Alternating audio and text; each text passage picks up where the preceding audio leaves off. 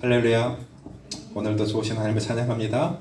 말씀을 통해 다시 한번 우리가 새로워지고 하나님의 마음을 더 깊이 풍성히 우리 마음에 품어서 하나님이 여러분을 통해서 날마다 영광 받으시는 그런 존귀한 믿음의 사람들로 굳건히 세워질 수 있기를 다시 한번 주님의 이름으로 축복합니다. 한번 따라하실까? 여호와의 선지자가 여기 없느냐? 여호와의 선지자가 여기 없느냐? 예, 말씀을 이어가는데요. 제가 이 주간 가운데 한 선배님의 친구분이, 그러니까 우리 신학교 선배님이시죠. 신학교 선배님이 좀 돌아가셨다는 소식을 들었고, 좀 젊은 나이지만 뭐 아직 57세 정도밖에 안 된 그런 젊은 나이에 하나님이 그를 불러가셨고요. 또 제 친구 중에 가장 친한 친구 중에 한 명이 또 암에 걸렸다는 소식을 들었어요.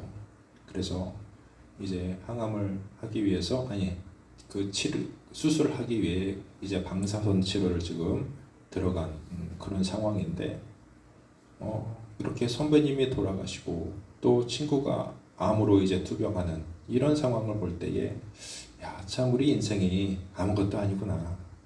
우리가 이렇게 하루하루 건강하게 살아갈 수 있다는 것이 그냥 은혜구나.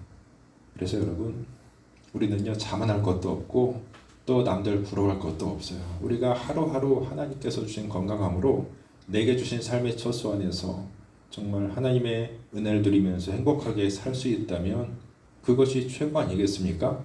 하나님이 여러분 분명히 여러분에게도 건강과 또 은혜의 축복, 날마다 이 땅에 사는 그날까지, 하나님의 부르시는 그날까지 우리가 최선을 다해서 하나님의 의를 이루어드리다가 하나님 앞에 설 수 있는 우리 모든 지체들 될 수 있기를 축복합니다.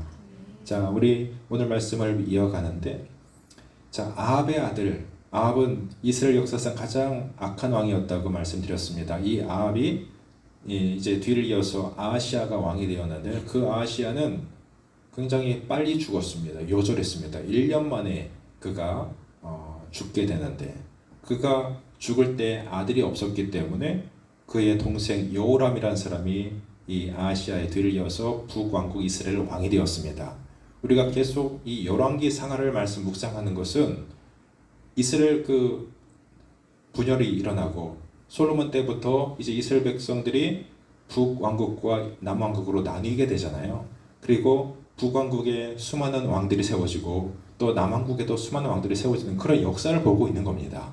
그 역사 가운데 오늘 또 북이스라엘의 왕들의 어떤 계보 가운데 아합에 들리어서 그 왕이 되었던 그 사람들 중에 지금 여호람이라는 사람이 등극하는 과정을 보고 있는 겁니다. 자, 이 여호람은 어떤 사람이었을까? 역시 여호와 보시기에 악을 행하였지만 오늘 본 말씀 보니까 그의 부모만큼 악하지는 않았던 것 같습니다. 왜냐하면 여호람이 그의 아버지 아합이 만들었던 그 금송아지 또 바알의 우상들을 없애버렸기 때문입니다. 그러니까 바알의 신상을 깨부셨어요. 그러니까 잘했어요, 못했어요? 잘한 것이죠. 바알의 신상을 부순 것은 굉장히 잘한 일입니다. 그런데 이 여로보암, 즉 북이스라엘 초대 왕으로 세웠었던 그 여로보암 있잖아요. 그 여로보암의 죄에선 떠나지 못했다. 2절 말씀 보니까 그랬어요. 그가 여호와 보시기에 악을 행하였으나 그의 부모와 같이 하진 아니하였으니 이는 그가 그의 아버지가 만든 바알의 주상을 없이 하였음이라. 그런데 그가 느바세 아들 여로보암이 이스라엘에게 범하게 한 그 죄를 따라 행하고 떠나지 아니하였더라. 바알의 신상은 부쉈지만 그 여로보암의 때부터 이어져 왔던 그 우상 앞에 절하고 금성화지 앞에 절했던 그 모든 죄를 그대로 따라 행하고 떠나지 아니했다는 겁니다. 반쪽짜리예요, 반쪽. 어찌 보면 여러분 열왕기 상례에 나누었던 여로보암의 죄 세 가지가 여러분 기억나시나요? 여로보암이 그 북이스라엘의 초대 왕이었던 여로보암이 행했던 그 세 가지 죄가 있잖아요.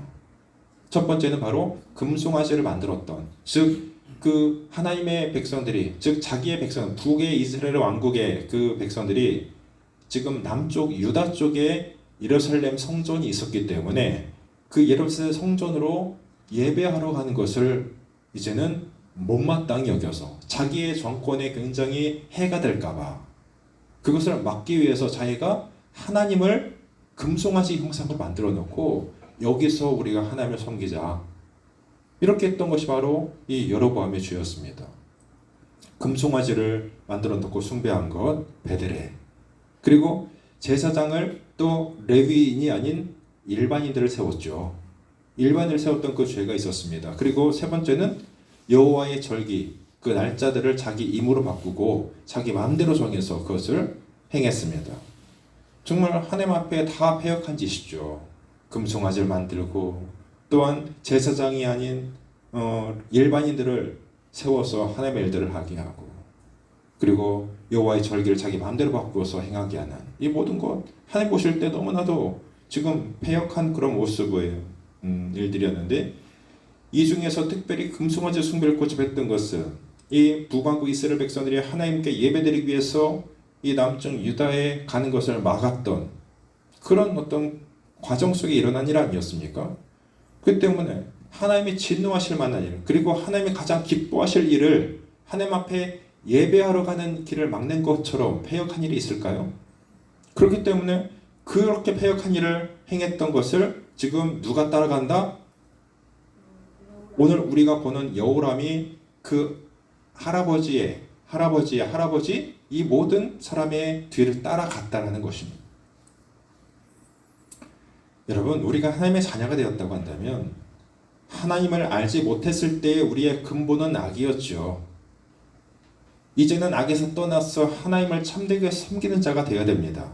그런데 우리는 이 부분에서 너무나 미지근하고 약할 때가 참 많은 것 같아요. 왜? 죄악으로 가득 찬 세상에서 나를 하나님이 가장 기뻐하고 구별된 자로 세워야 될 텐데 어떻게 하든지 그 거룩함에서 나를 지키려는 노력들이 있어야 되고, 그리고 성령 하나님의 도우심을 날마다 간구하는 삶을 살아야 될 텐데, 오늘 본문의 말씀 이 여호람 왕을 통해서 우리는 이 부분을 다시 한번 배우고 접목할 필요가 있다라는 것을 알 수 있어요. 여호람이 비록 그의 아버지 아합이 만든 바알의 우상을 이렇게 부수고 없애긴 했지만 여호와 앞에서 여전히 악을 행하고 있었다라는 것입니다. 이스라엘 역사상 가장 악한 왕이었던 아합만큼은 아니지만 정도의 차이일 뿐 금송아지를 섬기던 일까지는 버리지 못하고 계속하고 있었기 때문에 여전히 그는 하나님 앞에서 아합과 다를 바가 없는 멸망의 사람이 되었다는 것이죠. 혹시 여호람이 이런 생각은 하지 않았을까요? 그래도 나는 바알의 신상을 없앴으니 아버지보다 낫지 않은가? 뭐 그 정도 생각하지 않았을까요? 아버지보다 낫기는 낫죠. 그러나 그는 여전히 여호보람의 그 죄를 이어가고 있는, 여전히 죄악에 속하여서 하나님을 패역하게 지금 무시하는 이런 사람으로 지금 여전히 서 있다는 것. 여러분, 우리가 예수님을 알고 얼마나 변화된 나를 보십니까? 우리가 진정한 하나님의 사람, 예수의 사람이 되었습니까? 물론 우리가 분명히 예수를 모르는 시절보다는 나아졌을 겁니다. 그 분명히 어딘가는 예수를 알지 못했던 시간들에 비해서 분명히 나아진 부분이 있습니다. 우리 서로를 보면 다 그런 모습이 있긴 있잖아요.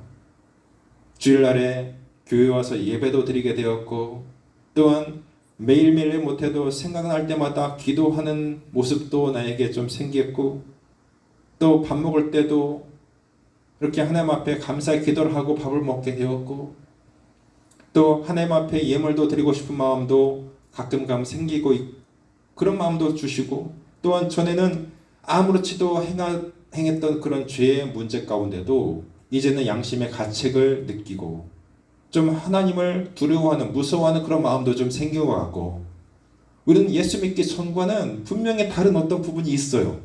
여러분 다 인정하시죠? 그래요. 이렇게 예수를 믿고 분명히 바뀌어 있는 부분이 사실인데, 그러나 여러분, 내가 하나님을 알고 내가 나의 예수님을 나의 주임으로 고백할 그때에 이전보다 조금 나은 삶을 살게 되었다는 것이 적어도 내게는 하나님을 믿는 신앙을 가지게 되었다는 사실에 안도감을 가지고 살아가는 그것이 우리를 신앙적인 올무에 빠지게 할 수 있다는 것, 이것을 우리는 기억할 필요가 있어요. 하나님께서 당신의 자녀들에게 원하시는 것은요, 이제 하나님의 자녀가 되었다면, 예수의 사람이 되었다면 우리가 악에서 온전히 떠나서 하나님의 거룩한 신실한 백성이 되는 것이기 때문입니다. 거기까지 나아가는 걸 하나님은 원하고 계세요. 여호람이 이 바알 신상을 없앤 것은 참 잘한 일이었지만 여호보람의 죄악을 따라갔다는 것은 그에게 면죄부가 될 수 없었던 것 같이, 그렇다면 이렇게 말할 수 있었겠죠. 죄악된 우리가 어떻게 하나님 앞에서 온전하게만 살 수 있느냐고. 그렇습니다. 우리는 그래요. 아담의 때부터 우리는 죄와 밀접한 인생을 살아가기 때문에 우리는 결코 하나님 앞에 온전하게 거룩하게 살아갈 수 있는 사람들이 아니에요. 그렇게 살기가 참 힘든 인생이 바로 우리들인 것을 우리는 인정합니다. 그래서 사람이 악에서 완전히 떠나는 것은 불가능하기 때문에 하나님께서 행하신 일이 있습니다. 그것은 바로 예수 그리스도를 이 땅에 보내주신 것입니다.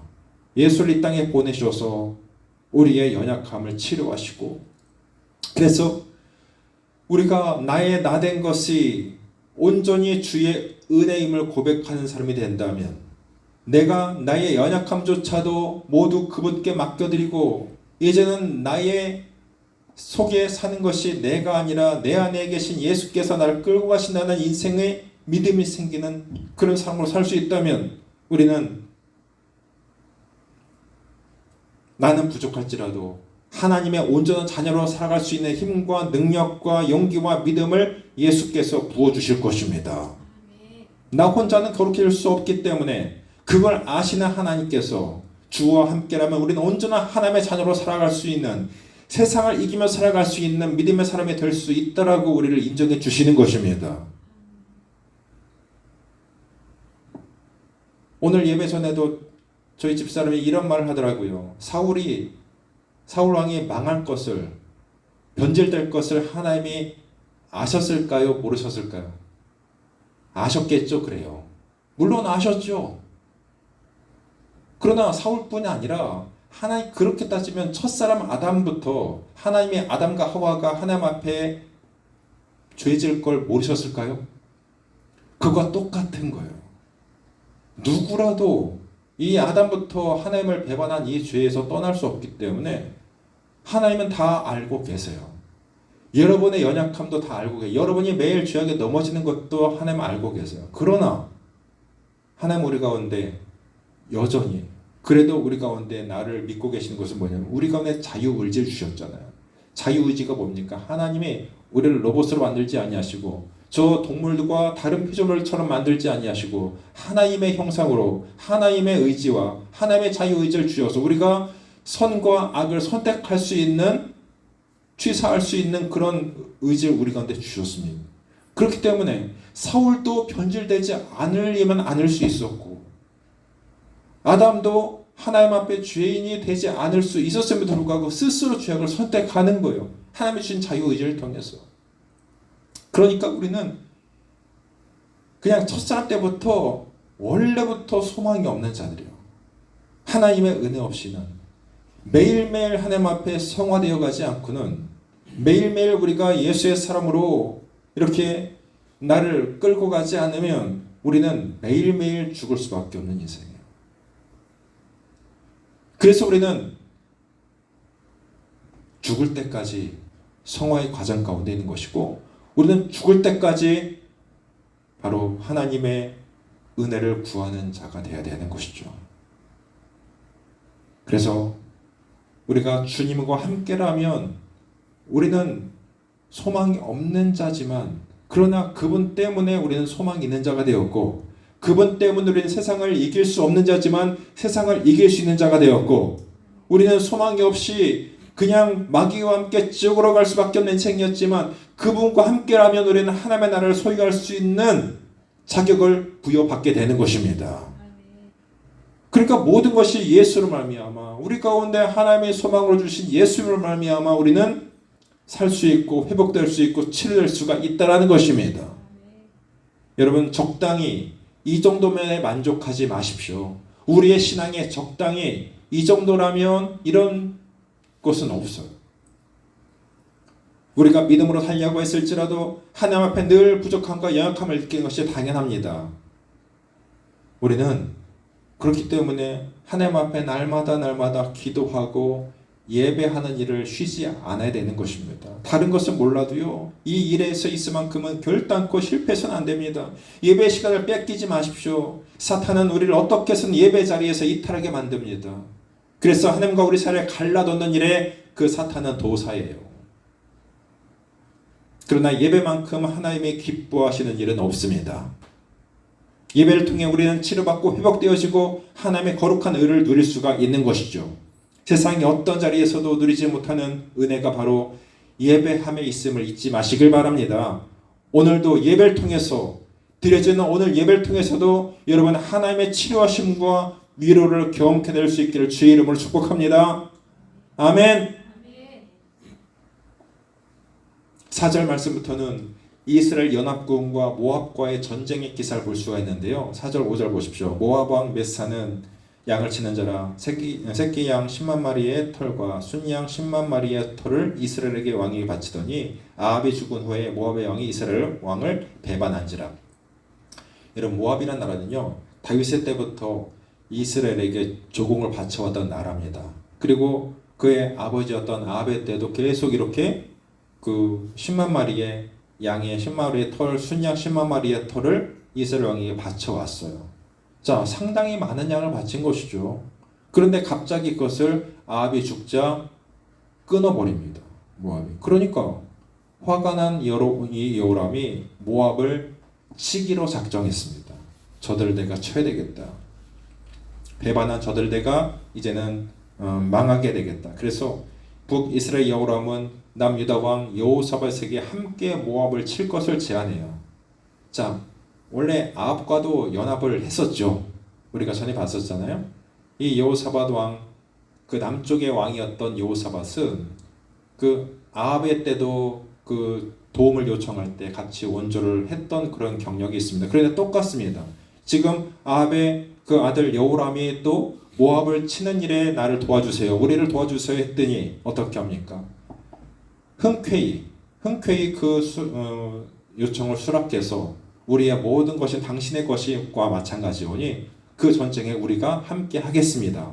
여호사밧이 그렇게 흔쾌히 그 요청을 이제 찬성합니다. 그래서 북왕국 이스라엘과 남왕국 유다의 동맹군이 결성이 되는 것입니다.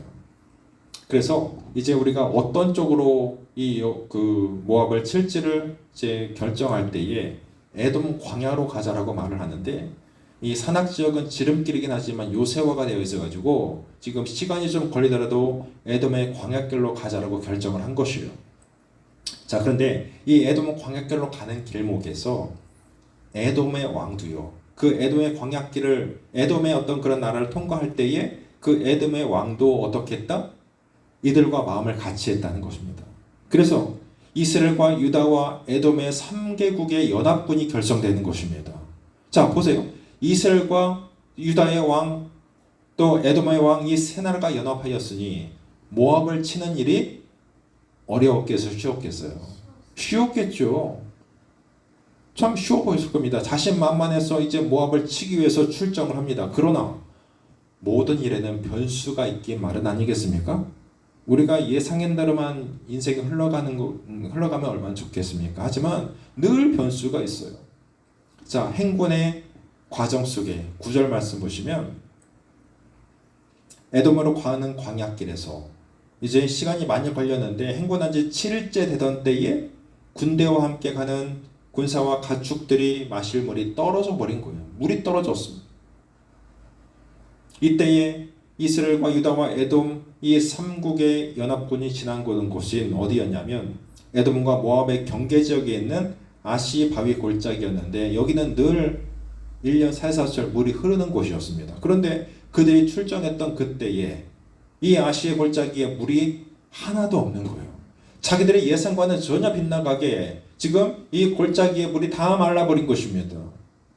그 골짜기에 흐르는 물이 당연히 있을 것이다라고 안심하고 가고 있었는데 그 강이 바짝 말라든 것을 보자 이제 이 북왕국 이스라엘 여호람은요, 하나님께서 자기들을 모압의 손에 붙이시기 위해서 우리를 이곳으로 몰아오셨다면서 하나님을 향해서 원망하는 말을 해요. 10절 말씀이 그거죠.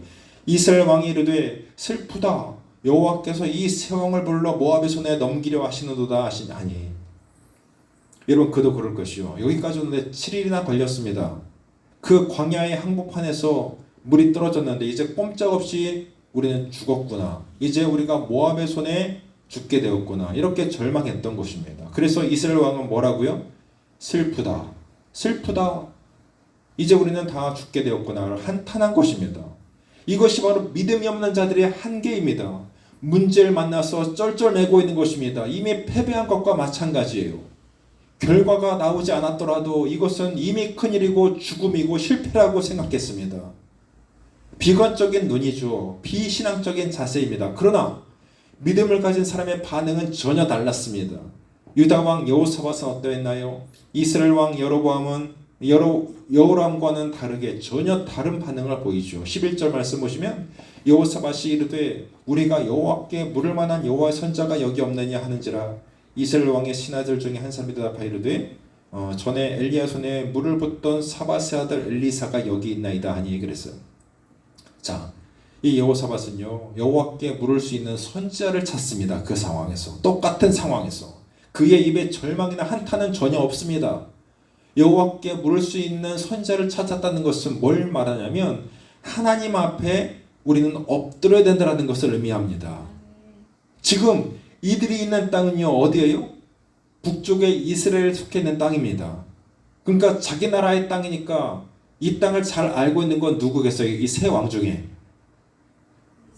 이스라엘 왕 여호람이 제일 이 땅에 자기의 땅의 주인이니까 자기가 이 땅을 잘 알고 있지 않겠습니까?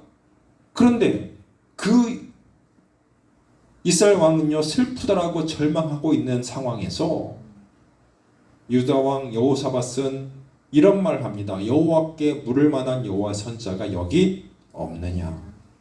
그때 이스라엘 왕의 신하 중에 한 사람이 이렇게 대답해요.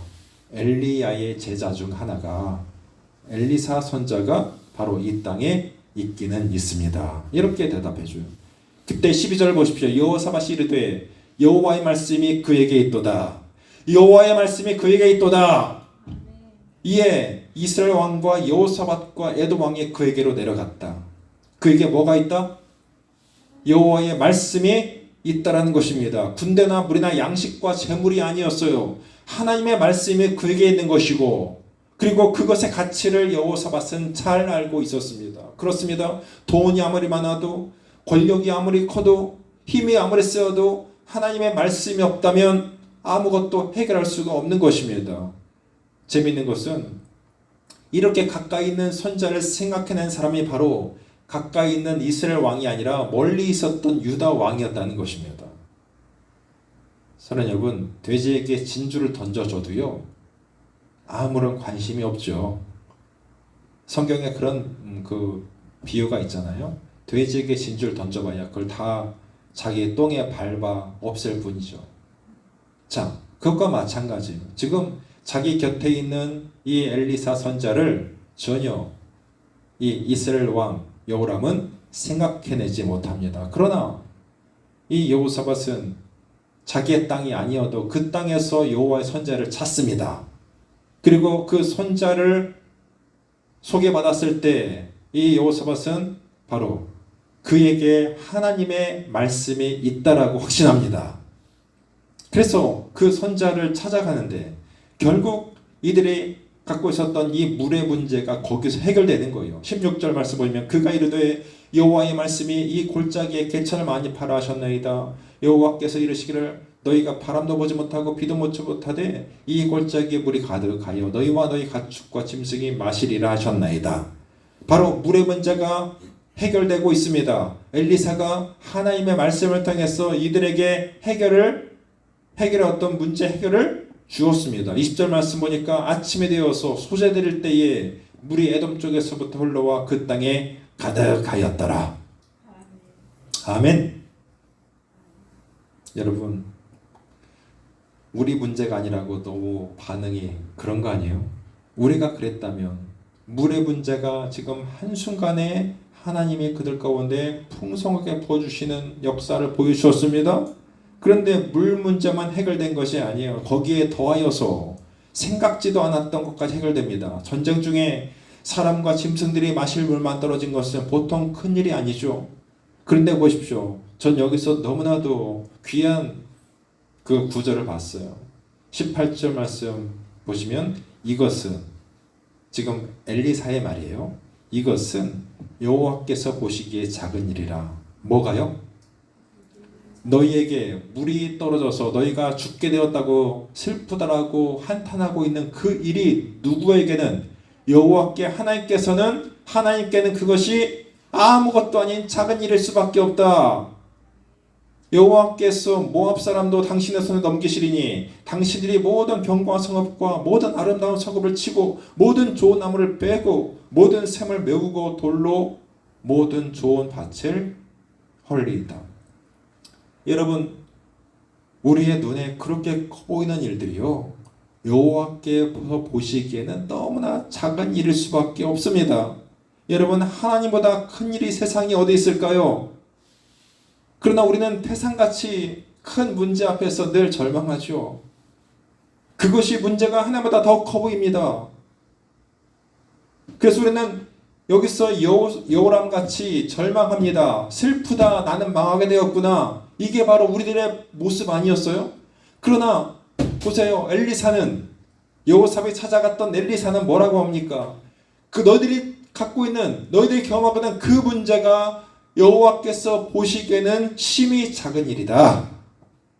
하나님이 이 모든 문제를 단번에 해결해 주실 것이다.